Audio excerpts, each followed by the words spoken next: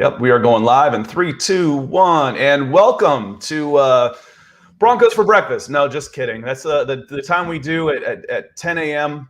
Eastern time on Tuesdays and Thursdays. And I got enough requests from our Broncos for Breakfast crew that we decided that let's do a Euro talk because I like talking soccer. So I brought in my good friend, and I've got his name up here. I brought in my good friend Jason Russell, who is a soccer fan. While we're in the U.S., yes, don't adjust your sound. We are Americans, so apologize for that in advance.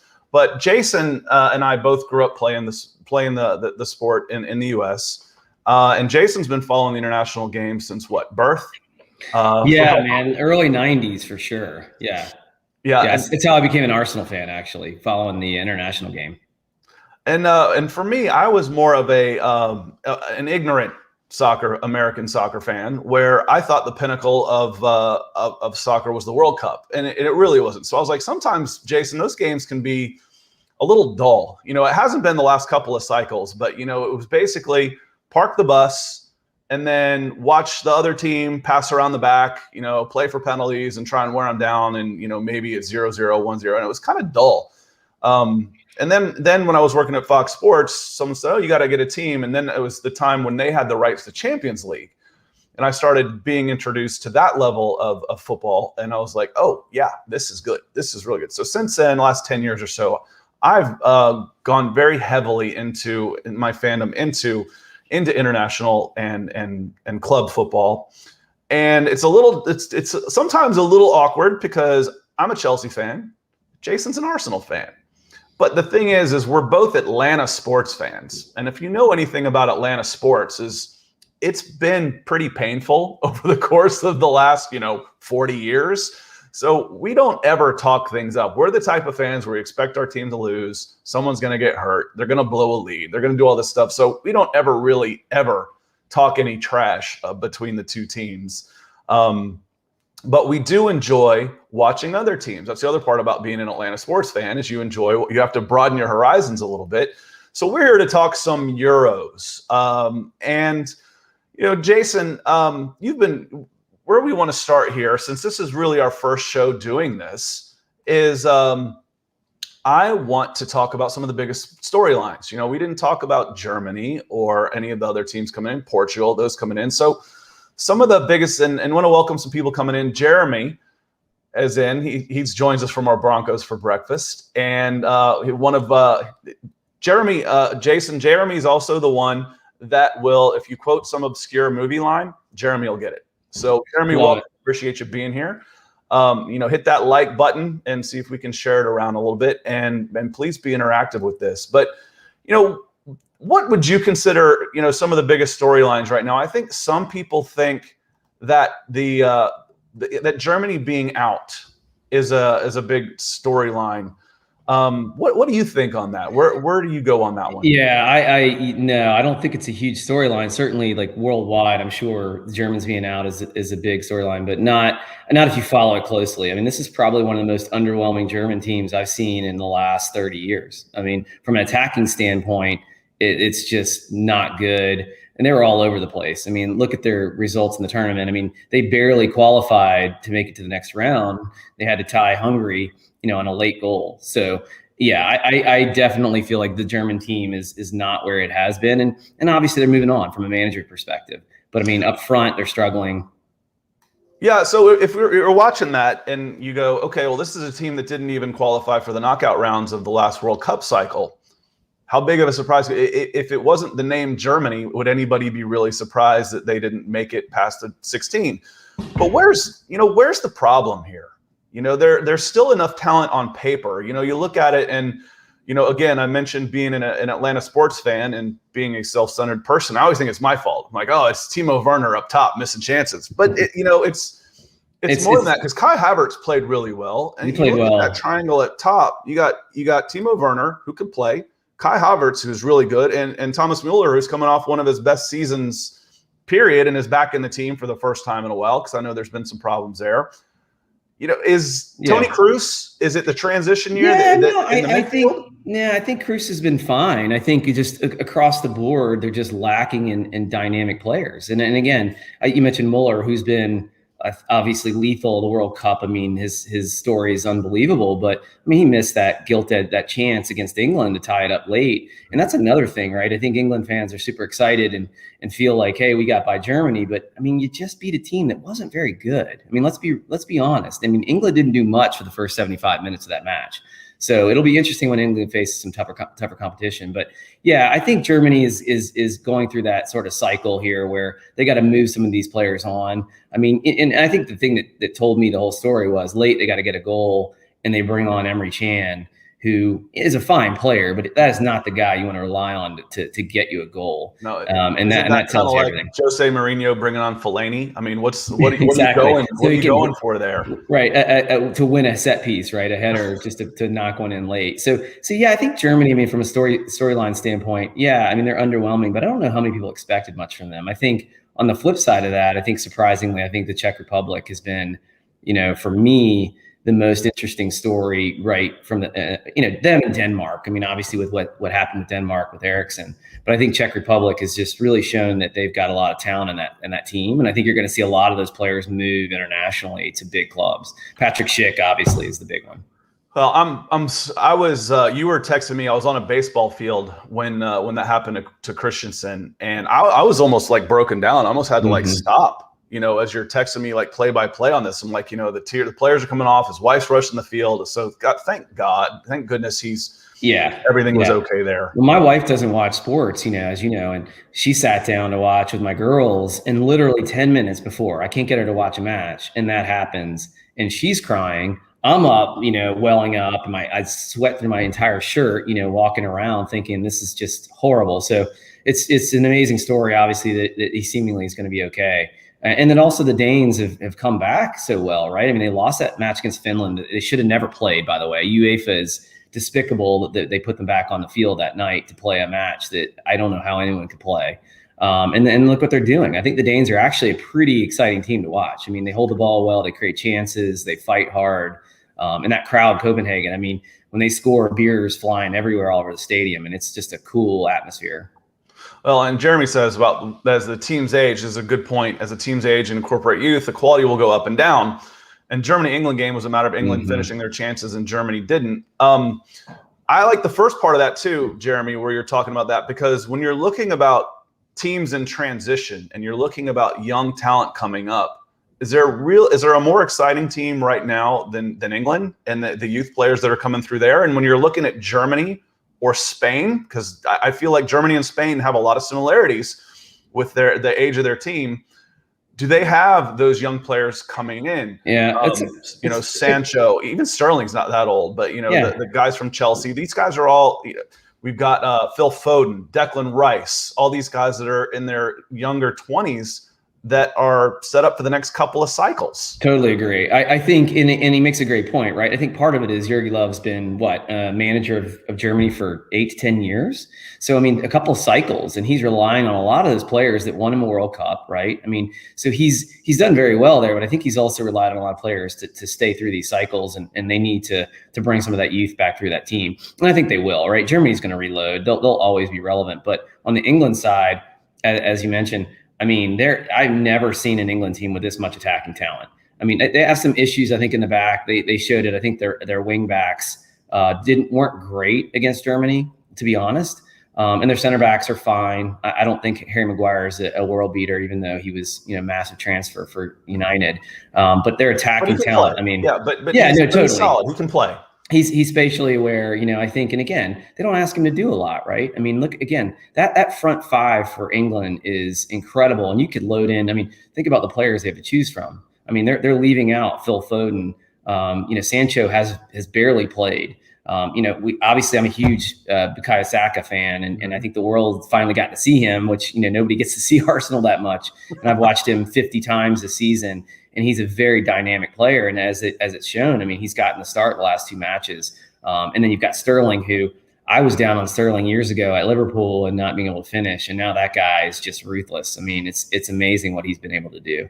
So, well, and I think that's a good transition for, surprise players of this tournament. And the guy I was going to mention was Sterling. And it kills me how quickly fans will turn on a player, especially the young guys. It's like, all right, here's a patch of bad form. All of a sudden he can't play anymore. Like, what is Raheem Sterling? 26 maybe? I mean, he's 26, 27. I mean, but we've known him for 10 years, right? I mean, yeah. So it seems like he has been around forever, and he's put up numbers. Maybe he had an off season. We don't know all of the factors. It means that you're not pouring in goals like you were, but this guy didn't just forget how to play. He didn't have a big injury or anything. Right, and he's in a City team loaded with stars, right? I mean, let's be honest. And they play a very possession style game, right? So I wasn't down on Sterling. I feel like he's a lightning rod topic, like you said. I mean, a lot of people want to slag him off, and I think part of it is he has a reputation for going down easily, right? I mean, and so I think that's part of the reason why people get a little frustrated with him. But I mean, there's no doubting his talent. And now he's ruthless finishing the ball. I mean, absolutely. If he beats his man, I mean, it's trouble. So I would say before you might feel like, okay, here we go. I mean, frankly, I don't get excited when Timo Werner is in on the goalie. I don't even get excited anymore. It's to the point where I expect him to miss it. I was like that with Alvaro Morata at Chelsea too. Where other guys get through, where Eden Hazard gets through, it's in. It's in. Sergio Aguero, it's done. Harry Kane, those guys. Sterling's not on that level as a finisher. Mohamed Salah, these guys are going to finish their chances. That's right. That's right. Sterling's not on that level, but you feel better than not that he's gonna finish his chances. Well, and go no further than this match against Germany, where again England didn't really create a lot. I mean, I think they had no shots on target in the first 75 minutes. So you give him a chance and he scores. So I think another player, again, we talked a little earlier, but Patrick Schick for Czech Republic, surprised. Like I don't know how many people in the international world could rattle his name off. He plays for Bayer Leverkusen in the Bundesliga, and he's been phenomenal. He's a striker, but he kind of comes through the midfield. I mean, kind of playing that 9, and his finishing. I mean, that goal against Scotland, honestly, one of the best goals I've seen in 50 years. I mean, the wherewithal to knock that in, and then the goal that he scored in the quarterfinal in the round of 16 was amazing as well, right? He goes near post and slots that ball in. So he's another guy I think we're going to see move. He's 25. He plays again for Bayer Leverkusen. I think I've read some stories around AC Milan and some other clubs sniffing around. Probably good value there too. So I think he'll move on. And some other players that I think a player to watch today is Pedri for Spain. And you talked about them a little bit, right? Spain has been that team in my mind that they can be a little plodding, right? I mean, in some ways you think, is their goal just to pass the ball around to win? Or are they actually going to try to shoot and score? In the last couple of matches, as you've seen, they scored 10 goals. So I feel like they're on fire now. And Pedri is plays for Barcelona. I think Morata said recently he could be one of the best Spanish players of all time. So definitely a player to watch coming through. And a few others. I think the Italian team's got some players, and one that we're linked with, Arsenal's linked with. We got Manuel Locatelli, who plays in the midfield, another player that we're interested in. And then you've got Spinazzola has been amazing too. So lots of interesting players. Oh, and I love Forsberg for Sweden, by the way. Plays that 10 role. And how is Forsberg? I mean, no offense, he's at RB Leipzig, right? I mean, no offense to them, but he seems like that he could have been at a bigger club sooner. She's at the tail end. He's been around a long time. Yeah, he's late 20s. Yeah. It seems like he's been a bigger player than that. It surprises me that he hasn't, because he's having a great tournament too. He is, and maybe it's part of it, right? Maybe exactly. Maybe part of it is that red card. I think they were kind of dominating that match against Ukraine, but yeah, I think again, the Swedish players tend to not have the profile unless your name is Ibrahimovic, right? So I think there's part of it is that. And he's just a solid player. I mean, typically he's not going to stand out in a way that you're like, that's the best guy on the field. But if you actually watch him, I mean, he never loses the ball. He creates opportunities. He's super solid. I mean, and again, like you said, though, he's 29. So who knows what's going to happen there, right? I mean, he's hitting the twilight of his career probably. some other players, again, like you mentioned. I mean, certainly I don't think it's a surprise, but Lukaku, I mean, is there a more polarizing player too, where the guy could miss an easy chance, but he's just ruthless? I mean, absolutely, if he's in front of the net, he's going to bury it. Yeah, and I don't see him missing too many easy chances anymore. I mean, like, the knock on Lukaku was always, that first touch, getting in here. But, we've had text chats before. It's like, after watching Timo Werner for a full season, how is anybody knocking Lukaku's first touch? I'm like, Timo Werner is almost like a wild pitcher, effectively wild.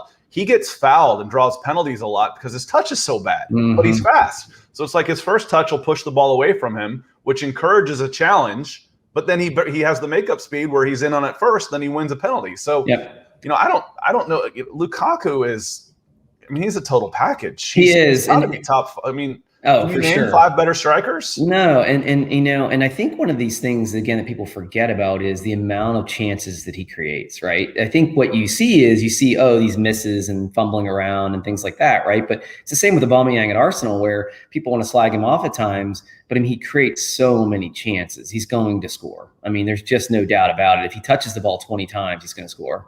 Well, and Jeremy says, and it may have been you, Jeremy, when we talked about how I think the Spain isn't very likable right now for to watch. There's not a lot of players out there that you really want to root for. Spain has always been about possession. It has been, but they've always had finishers. And right now, if you're about possession, meaning you're not going to create a ton of chances and you got to finish them, and you're counting on Alvaro Morata, you're in trouble. Yeah, he's just not dependable. He's not. It's nuts that Spain, again, for all the talent they produced in the last 15 years, right? I mean, just legendary players, that for whatever reason, that's the best they have to choose from a striker perspective. But I will say they look to be kind of peaking right now. So I think that potential Spain-Italy match is just could be incredible if we get there. Okay, so yeah, Switzerland, Spain here. Let's see. Let's move on to Switzerland and Spain. The warm-up match, the appetizer, I believe that one's the one that's coming on in about an hour and 45 minutes. Not necessarily. It's hard to. It seems even strange to say, Spain's in a game and it's not even the one that you're looking forward to as much, but it is. This is the undercard. What's Switzerland need to do to beat Spain? Well, I think what you're going to see is Switzerland is very disciplined and very organized. As an Arsenal fan, I've only got a few Arsenal players to watch in the Euros, and granted, Xhaka has been their talisman, their captain. He's out today, a yellow card accumulation, so that's going to be a problem for them. But they're going to sit back. You're going to see 2 banks of 5, and they're going to sit back and try to counter. I mean, that's what they're going to do. Spain is going to probably have the ball. I mean, I would be shocked if it's less than 70-75% of the match. And then they're going to try to carve out their chances, set pieces, springing Shaqiri.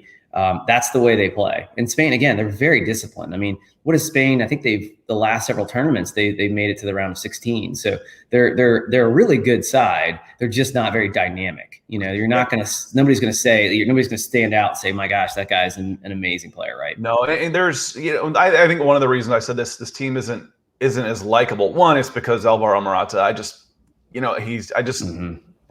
don't like watching him play. He's just always throwing himself to the floor. The difference between when Giroud came in to play, Chelsea needed somebody to fill in because Alvaro Morata was struggling so bad. And watching the difference between Giroud play a powered forward post-up position and throw elbows and be physical, and Alvaro Morata throwing himself to the ground and looking to the ref every single time that he would back into a player, was just striking. Yeah, it's frustrating. Because he's not getting those calls. He's not getting those calls in the Premier League. He may have gotten them in La Liga, but he's not getting, or in Italy, but he certainly wasn't getting them in the Premier League. We talked at the beginning. It's like, this is a team in transition. The big names that made Spain who they are the last 3 or 4 cycles aren't really there anymore. So how does Azpilicueta start on the bench when you're dying for leadership? You've got a Champions League winning captain on, that's not playing. That didn't make sense to me. And he came in and he performed, got a goal. That's a nice goal.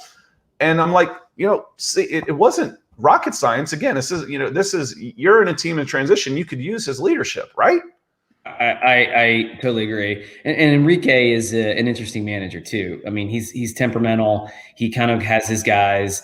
I agree. I mean, why would you not have a player like that on the pitch that can actually help you and motivate you? Because Spain did seem to be in neutral for this first several matches. Again, I will say they seem to be revving it up at the right time. I would be shocked if they don't spank Switzerland today. I just feel like that Switzerland has been kind of towing the line a bit, and Spain has, again, I think that Sweden match, they have the ball like 83% of the match. I mean, something just incredible. And again, the goal of the match is not to knock the ball around, but I do believe they're starting to create more chances. I mean, it's clear they're carving things out. So it would be really surprising to me. I think Switzerland's just going to try to hold on, see if they can, get Spain to come out, counterattack them, again, set up some set pieces, see what they can do there, because they're not going to hold the ball. Spain also does a good job, I think, at ball recovery. I mean, they're very good. When you win the ball from them, they will double you, triple you to get the ball back. So they're pretty relentless in that way too. And Mohammed from Broncos for Breakfast also, welcome. One of the reasons we're here is because of you. We wanted to talk some Euros, so jump in. So Jeremy isn't the only one that is doing some chat. So appreciate you being here. Yeah. Because what I said, I think it may have even been Jeremy in the comment when I said that it was like, if you don't like Spain, you don't like beautiful football. And I was like, well, possession without purpose to me isn't beautiful. That's right. And that's four corners. Anybody old enough to remember four corners, before there was a shot clock in college basketball? To me, it's dreadful. Well, it's a constant recycling of the ball. Yeah, sorry ball without people who would move the ball fast is what that was when he was at Chelsea. You'd pass it to Hazard or Willian and they'd hold it and stand somebody up. They'd make a move and then they'd pass it backwards. I'm like, that's not exciting with 75% possession and then get beat on a counterattack and lose. I will say, I mean, I'm probably, internationally in the minority in that I just marvel though at the technical skill. I mean, their ability to play 1 and 2 touch around the field is just, it's mesmerizing at times. And again, it lulls you to sleep. It is. But like I said, you've got to be able to create those chances as well. Doubt. And it's hard to do it when you got a wet blanket at striker. Yeah, it is. I totally agree. And they've got to figure that out. Clearly, again, when they're going to, assuming they move on from the Switzerland match, which I think they will, they're going to have Italy and then likely England, depending on, how the other side shapes up. So, yeah, again, today's match should be very interesting. I think it'll be a little bit cagey out of the gate. I think, again, you're going to see Spain just teasing, knocking the ball around a lot, trying to probe them a bit, and then again, watching Switzerland counter. I mean, that's the only way they can win, in my opinion. I don't know if anybody else has the guts to do it, but did Pep Guardiola show us that you don't have to play with a 9? You can play with all those technical players. You can drop in 2 false 9s and move the ball around, because it certainly worked in the Premier League. Look at Gundogan, right? I mean, and that guy, how many goals he had this season just out of the midfield. And they, like you said, it's like, I don't need a striker. It's like, aren't you better off dropping in 2 false 9s that can work the ball around and then crashing your wings like that for back post tap-ins? Maybe. By the way, I have to say, we didn't touch on this, the Germany thing. The idea that Jurgen Löw did not play Gundogan in that match blows my mind. One of the best players on the planet, and you can't find a reason to have him on the pitch. I didn't understand that for the life of me. Well, I would take him in a heartbeat on any club, in Arsenal, in the US. I mean, wherever. It's just, the guy's an amazing, amazing player. Sometimes I say that my favorite coaches are the ones that do the obvious. Just because it's obvious doesn't mean you have to try and outthink it. Right. Exactly. It's like, well, you're getting beat on the wing. Okay, well, let's get some help over there. Or, whatever. They do the obvious. But we said that about the World Cup. Leroy Sané was one of the most informed players of German nationals, and they didn't even take him to the World Cup. Now he wasn't very good in this cycle, but it's like you can't find a place for him. No wonder he got bounced. The main event. Main event coming up now. Tasty. Belgium's got the names, but I think Italy's got the team right now. Yeah, I mean, Belgium is, and I'm not like going to sit here and say the FIFA rankings are accurate or whatever, but Belgium is the top team in the world. They have, I mean, when De Bruyne is on and Lukaku's in form, I mean, that team is pretty exciting to watch. And the one thing I would say about them is they do typically create chances. This tournament, though, they've been a bit underwhelming in my opinion. And I've watched them in every match, and I really do like them. I have to say I love their international crest is amazing. They revised that recently. It's like one of those 80s looking crests. But I think Belgium is a very exciting team. They've got players all over the pitch. The Hazard brothers and Thorgan's probably been better, obviously, right? I mean, he's been the better of the brothers this tournament.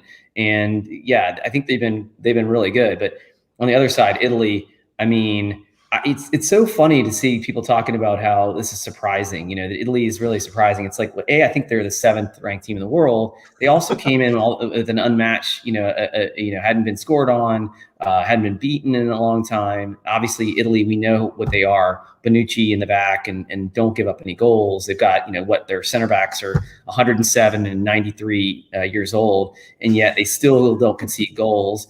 And now, I mean, watching Italy for the last 30 years, and I think Italy is one of those teams that a lot of like neutrals don't like because they play such a defensive style. This team seems different to me. They've got attacking players. You watch Barella out there, Locatelli going box to box. Mm-hmm. This team can attack, and and Jorginho is going to be in the middle. I kind of think of him as Cesc Fabregas light.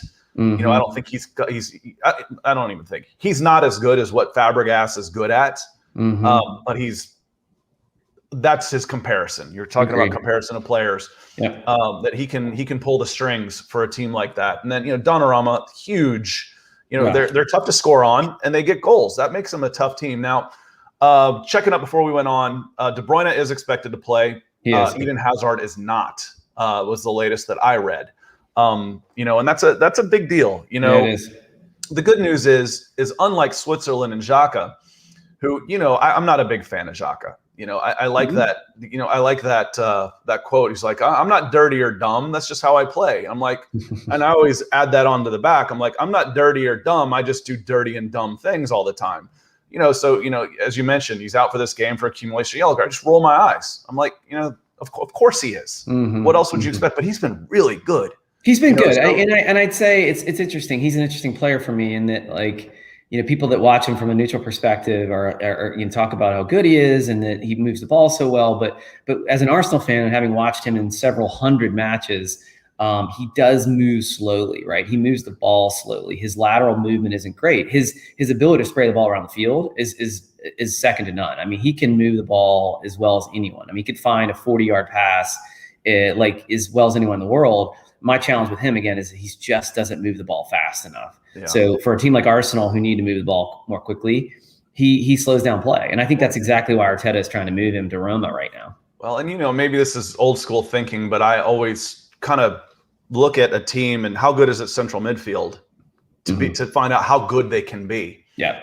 And he's not good enough. No, he's not. For what Arsenal wants to be and what they should be, he's not good enough. Totally agree. I mean, and that's fair, right? I think that he's a very, very good player. I mean, one of the top, 20, 40 midfielders in the world. The problem is Arsenal need better than that, right? And again, my point about this with bringing up Xhaka is Switzerland is going to miss him because he's been playing really well. Mm-hmm. Where with Eden Hazard being out, he hasn't been counted on for this tournament at all.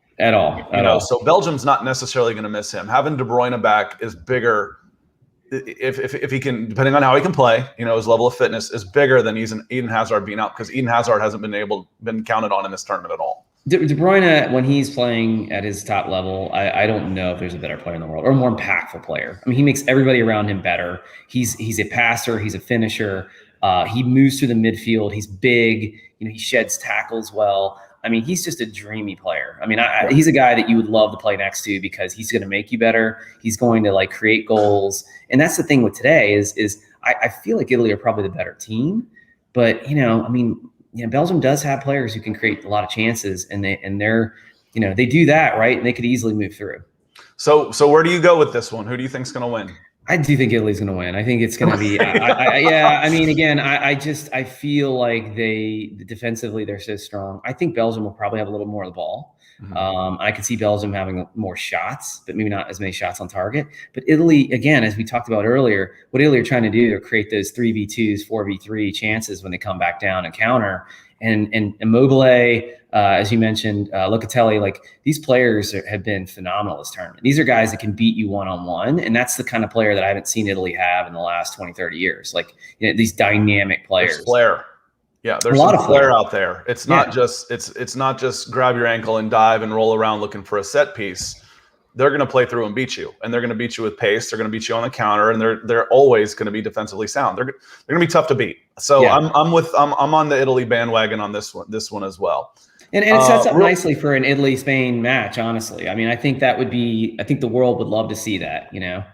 Well, and real quick, because I want to get into some paper talk, and I want to talk some Arsenal and Chelsea transfers as well. Predictions for tomorrow. I don't think, to me, this is I'm glad that I'm be out on the baseball field all day tomorrow. I'm glad today is open for me because these are the games I want to watch. But, I always like watching England because we know all these guys. We watch them all year. So, England, Ukraine. I think Ukraine is better than Germany. That's not crazy to say, is it? No, I don't think it's crazy. I mean, I think like man for man, they're not, but I think as a team, they absolutely are playing, really well right now, and they have a few dynamic players, right? I mean, so again, it's going to be another one of those matches where England's going to have a lot of the ball, but I mean, again, England don't create a lot of chances. So I think is this the match where Southgate decides, hey, I'm not going to sit back and play three in the back. I'm going to actually be, on the front foot here and create chances. And I think what they need to do is come out and try to attack and create goals early. Because the longer Ukraine hangs around, is that in his nature? I mean, it's like having Mourinho out there saying, okay, this is the one where he's going to open it up and he's going to put full throttle. That's just. It's not. I don't see anything in his nature that says that Southgate's going to be the guy where you're going to take advantage of your attacking talent. But you know how ruthless the English press are, and so even when they're winning, they're negative, And so there's a lot of that backlash, and again, they're excited about their team. Don't get me wrong.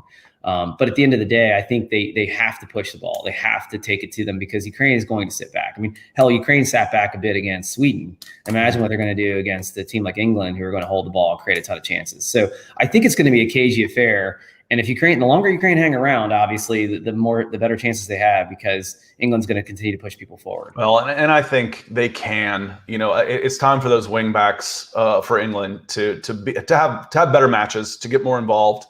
And overload up top. If you're going to stick with a back 3/5, then the England wingbacks I think need to be more influential in the game. Yeah, I agree. I mean, Walker and Trippier, I'm not a huge Trippier fan, and not just because he played for Spurs, but I'm not a huge fan, and I feel like they're just like you said, they're not getting enough out of those roles right now. I think Shaw's been pretty good. Yeah, I see Jeremy's comment. Start Jack Grealish. Agreed. I mean, when he plays, not only that, the guy's got calves the size of a parking lot. I mean, it's almost like he can't get his socks above his calves are so big. But yeah, I agree. I mean, Grealish is dynamic. Grealish creates chances, and that's what they need. They don't really need more possession. They need some incisive passing, and Grealish does that. Yeah, I'm with you. You got to start Grealish this match. I would love to see Saka start. I don't think he will. I think you're going to see somebody like Foden come back into the team. They're going to have, I'm sure Sterling, obviously he'll hold his place. And Harry Kane, in my opinion, who's been pretty poor this tournament. I mean, the guy is a straight lethal finisher. If he gets, 5 chances, he'll probably score 1. But I mean, he's not touching the ball a lot. He looks kind of like he's hurting, and again, granted, he's probably played 70 matches this season, but, I'm surprised he didn't get the yank earlier. And then I say that he scores the second goal, in the round. Well, with finishers, give them enough chances and they will. And with Jack Grealish, if you're playing a team, luxury player isn't quite the right word. But if you're playing a team that you should dominate, I absolutely want Jack Grealish in the game to unlock them. If I've got to choose between him and Mason Mount, if I'm playing, if let's say I've got Grealish and Mount in the same team and I can only choose one, if I'm playing a team that's going to press me, who's going to put pressure on me, I'd probably rather have Mount. I think he is a little bit better defensively, a little bit better energy. But if I've got to unlock a defense, Jack Grealish scares the hell out of me when he's got the ball. Yeah, I totally agree. Without a doubt. It's like he's either going to do something dangerous with the ball or he's going to draw a foul. There is no in between. Yeah, I agree. And he's looking for the foul too, right? To create chances. I think Mount, I didn't think a whole lot of him when was it Derby, right? Or is he Derby previous to Chelsea? He did. It was 2 years ago. And I was like, yeah, this guy's okay. And then he's one of the best players in the world this season, right? So I think he's gonna have to start him. I would suggest why do you have to have Declan Rice and Calvin Phillips in the same team? I mean, and for me, they're kind of similar, right? I mean, you ask Declan to run around the field and win balls, and Harry defend, you're gonna have 80% possession. You need two defensive mids. I just don't see why. So I think you can drop one of them, and then you could have Mount and Grealish in the same team. Now, again, it's a little bit different lineup, but to me, it's more dynamic, and you're still protecting the back, right? I mean, one of those guys sits a little deeper. Calvin Phillips, I think, has been really, I mean, for people who don't see Leeds a lot, and I have a good friend who's a big Leeds fan and has been talking him up for 2 seasons. He's been an amazing player this tournament as well. I think he's one of those players that probably has upped his value considerably. All right. So speaking of value, let's move on just a little bit. You mentioned Harry Kane and being tired and this stuff. Where's he play next year? Let's get to some paper talk. Where does Harry Kane play in this next season? Again, I mean, how many clubs can afford Harry Kane? Let's start with there, right? I mean, I think he's got maybe 2 to 3 options that truly can pay 125 to 150 million. So I think City is the obvious option. Sounds like that's where he wants to go. Is that what City want to do? But it sounds like there's a lot of smoke there. So it would seem that that's his destination. But we've also heard Jack Grealish is going to go there too. So are they going to drop 250, 300 million on 2 players? They can, but they haven't actually done that. See, that's the thing to me about City. Do you know what their record transfer fee is? For all the money it's not very high, right? It's 60. Yeah. Their records now, they've spent 60 like 12 times. I was going to say they've got a lot of 50 to 60 million. Yeah, they do it. They do it all the time. But their record transfer is still Kevin De Bruyne at 60 million pounds. Now they're not afraid to drop 55 on a guy and then say, okay, he didn't work. I'm going to go spend 55 on the same position the next year. And I think, but they, are they going to? They're going to have to double if they're going to get Harry Kane. They're going to have to double their record transfer fee for a guy who's got dodgy ankles. I mean, yeah, totally agree. And we've been talking about, I've got an Arsenal channel that I talk to a lot, and that's the main topic there is like, yeah, I mean, I'd almost rather him stay at Spurs right now so they don't get 150 million inject back into the club where it's like, as we've seen with Kane, he looks a little hobbly. I mean, he's aging right in front of our eyes here. And again, I agree. He's risky. I agree. And I think unless the price is right, I would be surprised. That said, I mean, Pep, you could tell Pep's frustrated not win Champions League, obviously, right? I mean, that's his goal. It isn't to win the Prem, it's to win the Champions League. And I would argue that not having a striker hurt them tremendously in that run. So he's looking at somebody like Kane, who, I mean, as we said, give Kane chances. His XG is high. He's going to score goals, and he just is. So I have an answer for this one. So I'm gonna see what you come up with. But where would you think the best fit for Harry Kane is? Are you talking about domestically, like in England? In England.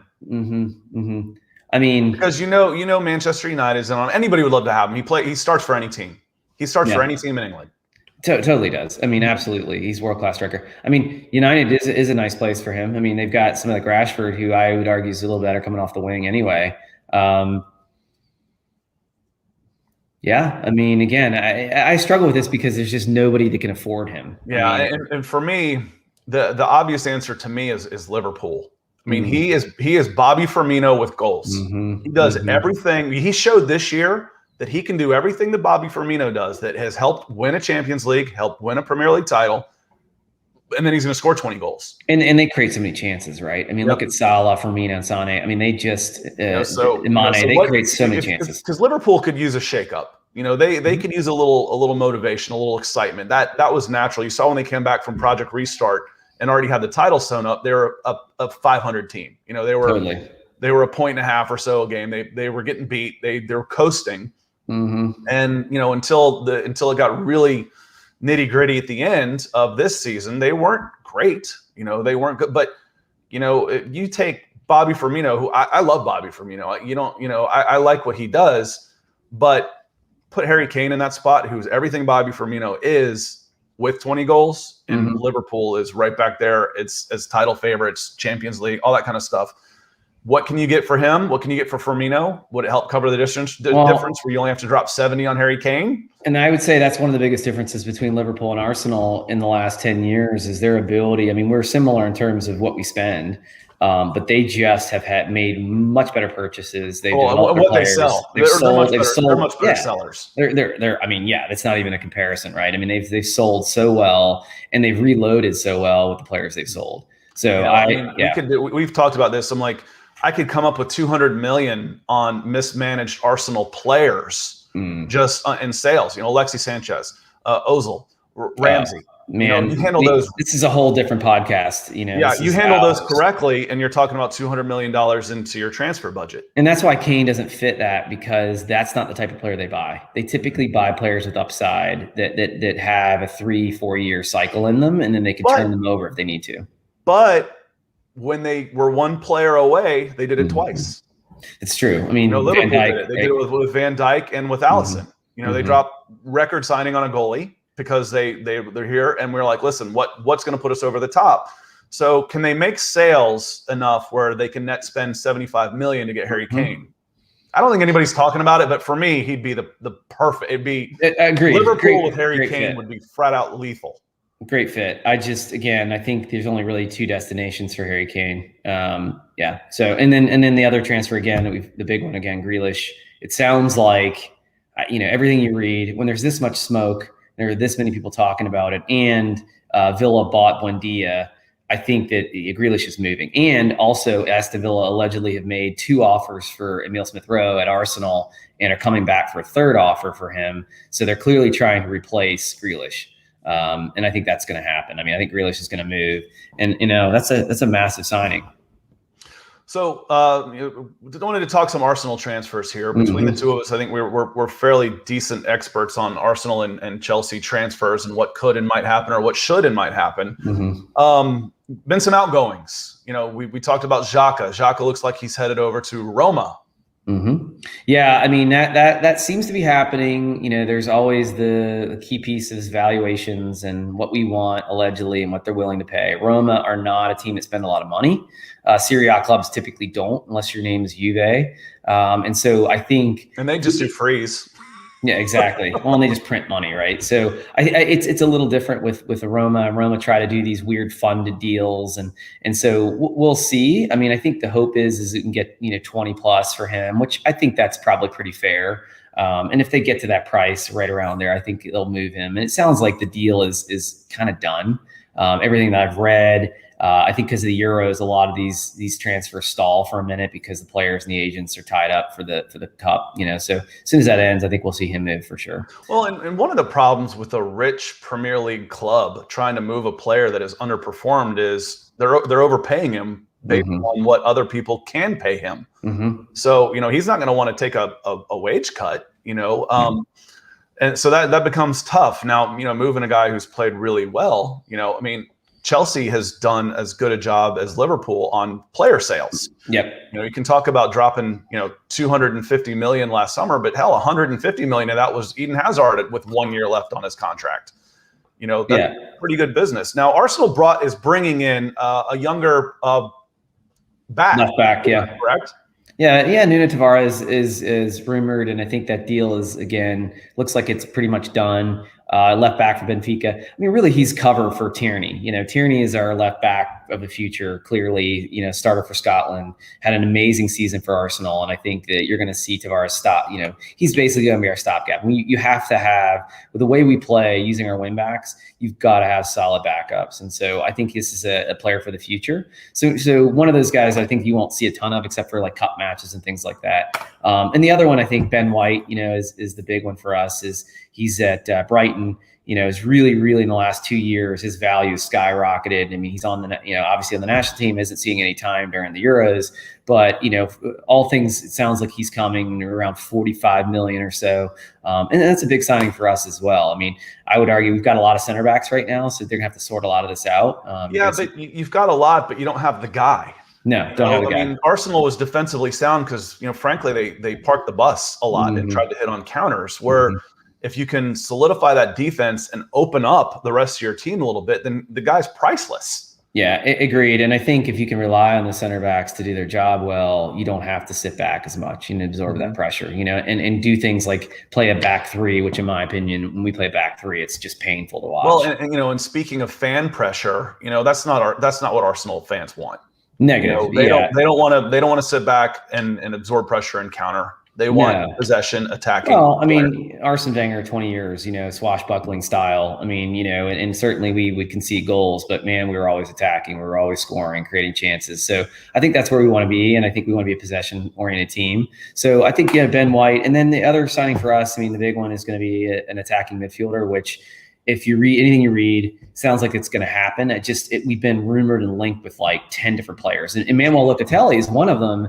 But I would suggest that, I mean, how many think about this. This is an interesting thing. How many Italians go to other leagues? It is very rare that high-profile Italians do not play in Serie A. I mean, it's very rare. Chelsea's got a couple of them, but they were all Brazilian-born. That's right. And again, Jorginho was Brazilian-born. Emerson Palmieri, Brazilian-born, Italian. Well, look at that team. I mean, have been the managers. Yeah, exactly. Well, certainly, their managers are incredible. I'd say though the players that are playing for Italy right now that come on the pitch, there are only a handful that don't play in Serie A, and so that's why I think this Locatelli stuff, it sounds a little like BS to me, because Juve are also sniffing around. These are, how the agents like to puff these things up to get more for their players. Arsenal is we don't have a history of signing Italian players. We don't have good history there, and most clubs don't. So I would say that he probably is not coming. That said, Aouar at Lyon is a player that we've been looking at for 2 seasons. I mean, he's dynamic. He's Hazard-like. He can beat players on the dribble. That's the type of player that we need, that can break down a defense and actually create chances for us.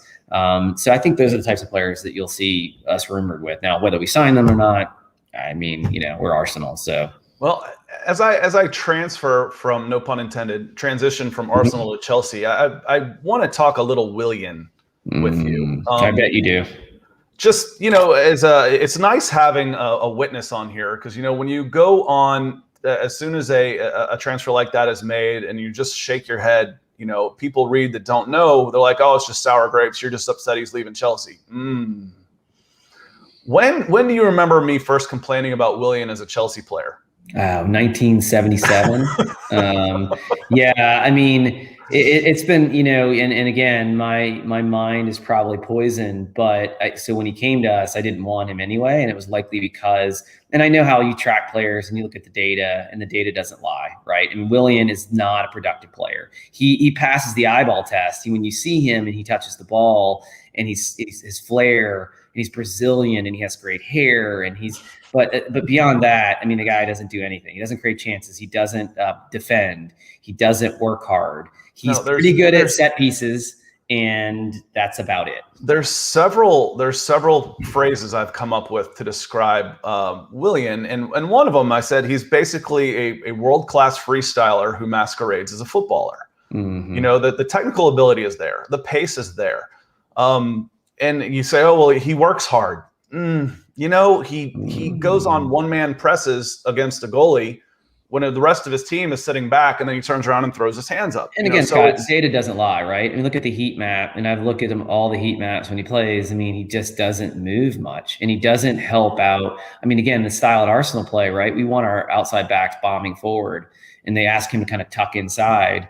And he just doesn't do enough. He doesn't work hard. He tracks back. Well, that's because he's never forward. Have you ever seen him get a Manchester City, Raheem Sterling, Mahrez back post tap in his career? There's a reason why he doesn't score goals. It's because he's never in position to score goals. No, and again, I would.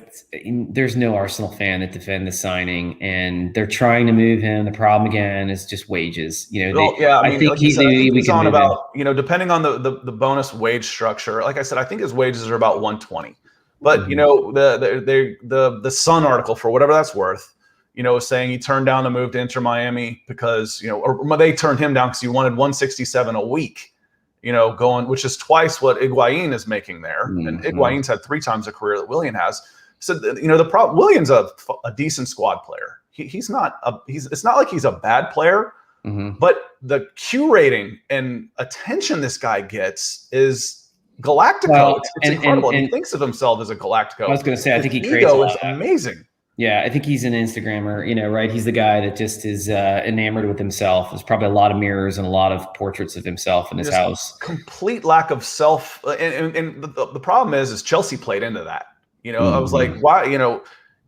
He was treated like a Galactico, given the number 10 shirt, and he never had to do anything. No, to earn it. It was nuts. Yeah, I'm in agreement. I think I'm surprised you haven't seen more stuff around China, where China, these clubs can afford the wages. I And don't think in they're China, spending as big of money anymore. And frankly, he's fairly settled in London. People talk about the restaurant business and stuff like that. I'm like, dude, he makes enough in a month to buy out his restaurant business. Is that really a big deal? no, That's not a major source of income to him. But his family settled there, and I think he just got his however they call it, citizenship. Whatever the word is for that in England. And listen, Scott, I mean, you know this. I mean, he can still live in London as well. I mean, Europe's not that hard to traverse, and I would also look what Julio Jones just opened a Kia outside of Atlanta, and he's going to Tennessee, right? So I don't think he's going to leave his dealership or whatever. So I don't think that's a big deal. Again, I think it's all up to Willian. I mean, Willian does what Willian wants to do. And unfortunately, we may be saddled with him next season because I just don't know if a club's going to take on his You're going to have to pay him to go away. I mean, it's the only way. You're going to have to. And Arsenal doesn't really do that. 3/4 of his salary to go away, and I mentioned that on my Twitter page, and someone was like, "Well, unless he's so toxic, why would you do that?" I'm like, "You just answered your own question." Yeah, I was like, I don't want this guy around young players at all. And again, I could go on and on about Arsenal, but the Kroenkes are just fairly cheap for being billionaires. So I just don't see us doing anything with him unless there's a club that says, yeah, I for whatever reason, I want this profile player. So, and for Chelsea transfers, it's been, people are starting to, the past 2 Premier League championships, the next transfer window has been poor. It's been poor. This one, so people are starting to get some vibes of that. It's like people are making signings. We're linked with players. Hakimi goes to PSG. Like, do you really want to spend $80 million on 80 million pounds on a right back? I'm okay with that. This Chelsea brought in young players last year, and when they didn't back Antonio Conte, they spent a bunch of money, but they didn't really, though. They sold and replaced. So Matic goes to Manchester United and Bakayoko comes in. That's a 1-for-1 swap. Diego Costa goes to Atletico Madrid, and Alvaro Morata comes in. That's a 1-for-1 swap. There wasn't any building of the team for bigger competitions, and the players you brought in ended up not performing at the same level, so you went down. Now this team that Chelsea has should get better. They should get better. You think that Tuchel's going to have a full season now. I mean, and look what he did in his first, partial season, right? He's going to bring in some players, I think, that fit his style better too. I've seen some links or rumors with players going out even who just came in. Yeah, but is Timo Werner going to be should he get better or worse? I think he should improve. Should get better. I mean, he creates a lot of chances. Kai Havertz didn't have a great year. Ceiling is so high, though. His ceiling is so high. And Chelsea basically is too deep at almost every position right now. Agreed. So if I'm bringing in a player, it's got to be a world-class guy. I mean, it's got to be. So the 2 main guys you see Chelsea linked with right now are Erling Haaland and Declan Rice. Now, those may be pipe dreams, but there's no reason to bring in 30 million guys as backups. Adama Traore is maybe the guy that comes in as one of the right wing backs. Now, I like him. Yeah, as a right wing back. People say, oh, he's the oiled up Willian. Yeah, but Willian was clogging up a front 3.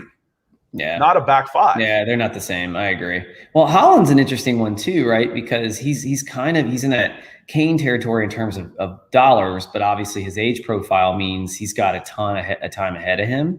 So I think we're going to see him move. It may not be this window, but I mean, what are we seeing 150 million now? Yeah, and next year is when he has his buyout clause. Yeah. So the buyout clause is about 75 next year for Erling Haaland. So if Dortmund holds on to him for 1 more year, it's going to cost him about 75 million pounds. Yeah, and Dortmund is a very smart club. In fact, I say this a lot where I'm like, can Arsenal buy the business plan? Is there a template business plan from Dortmund that we can just buy? Because the way they sell players, get their scouting director, and then have the money. When you're an Arsenal or Chelsea, then you can afford to hold on to those guys. Incredibly smart club. I mean, they're constantly churning players out. I mean, look at Bellingham now. I mean, with the value on him, like I said, they're going to sell Sancho for a fortune.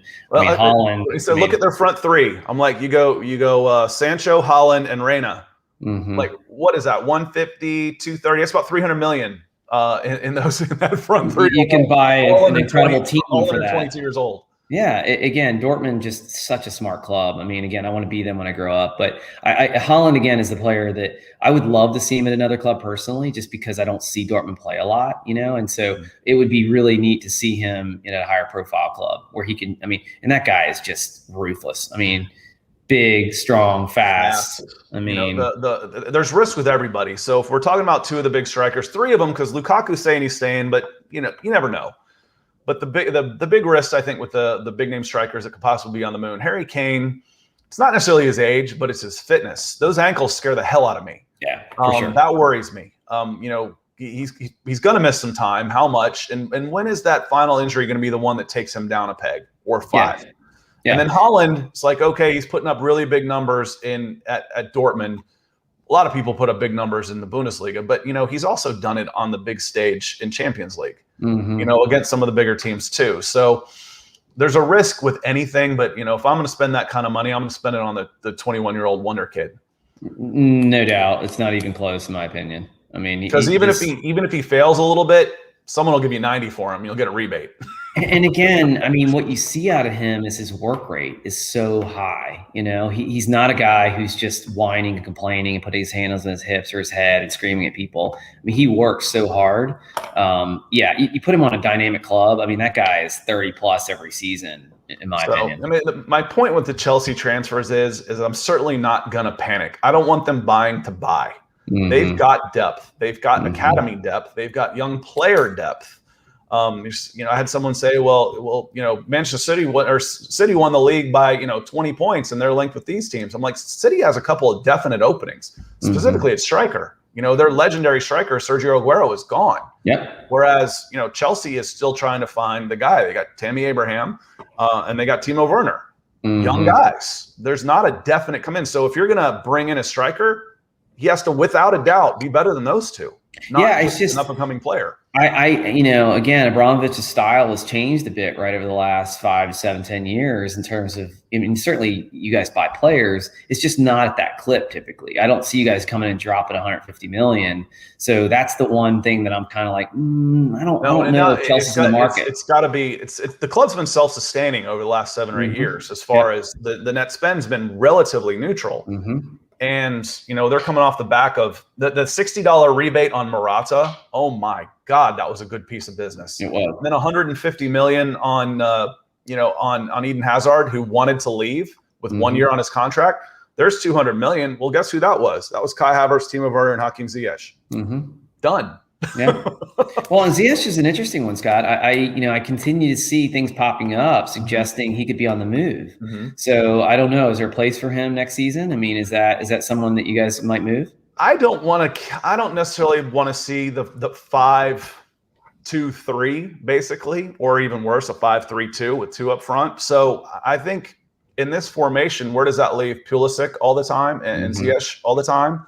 So I kind of wonder what is going to be the default style. Is Tuchel going to stick with a back 3? Now, this team was definitely best suited. I said at the beginning of the season, said that at the beginning of last season, that the Antonio Conte blueprint was where this team was best suited. But is that where you want to be moving forward? I don't know. Well, lots of interesting things. So, yes, he could be on the move. Ziyech could be on the move. One thing we didn't poke fun at is I wore my France kit, and you reminded me, and I forgot that you bought this for me in 2000, so 21 years ago. But I'm a big Francophile, always have been, and I would say probably the biggest disappointment for me in this tournament, by the way. Well, we talk of biggest surprises, so that's probably it. And with France, once you start hearing about internal strife in France, you're like, they could win the whole thing, or they could be bounced right away. With so many big names, so many personalities, perhaps divas, if you will, right? Who all want the ball and want attention. I would love to be a fly on the wall in the locker room next year with Sergio Ramos going to PSG, because as much as I can't stand watching him play, he's captained 2 of the best teams of his generation. He's clearly a good Spain and Real Madrid. He will go in and choke slam Mbappe or Neymar if there's a problem. Well, what do we always say, right? It's like there's, the guy's a dickhead, but if he's your dickhead, it's okay, and yeah, and that's the thing, right? And for me, I can't stand him, but man, he's a winner, he's a leader, and so he could be what they need, right? Yeah, I'm more interested in what his teammates think of a player than what I happen to think of a player. Now, unless it's Luis Suarez, then forget him. Then he's out. Then, yeah, exactly. then I don't care what you think. But again, Sergio Ramos has captained the two of the best teams of his generation. He's doing something right, even if I don't like the way he necessarily plays the game. I don't mind someone who's diving and simulating, who's just soft, and I don't mind a guy like Fernandinho, who is a little dirty, but he's not crying. But if you get a guy who's diving and crying and dirty, I don't like those guys. Those are hypocrites. So I said all the time, I don't mind an ass. I can't stand a hypocrite. I'm with you.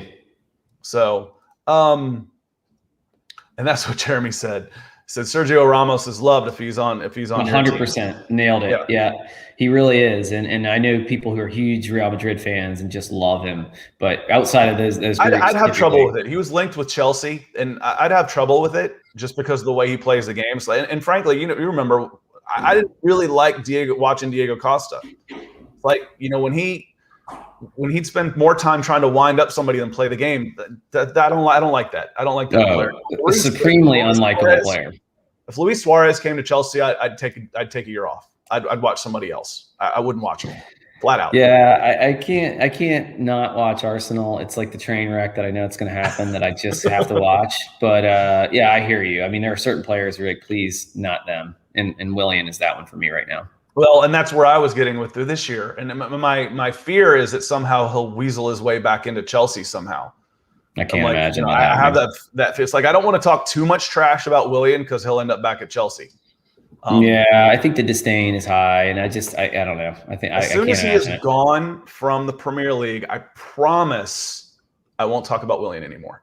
All right, this is on video, so I promise we've got this. Unless he goes to MLS and we have to watch him here, I wouldn't take him in Atlanta United.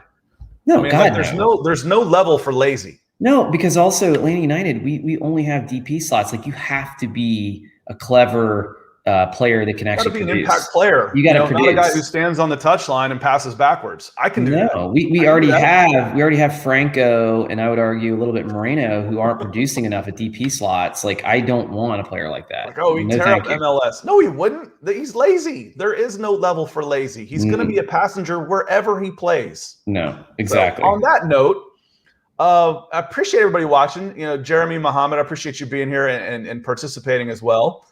If you're watching this after the fact, ask questions. I'll make sure that we'll follow up. I'm on here all the time. I'm OCT about it.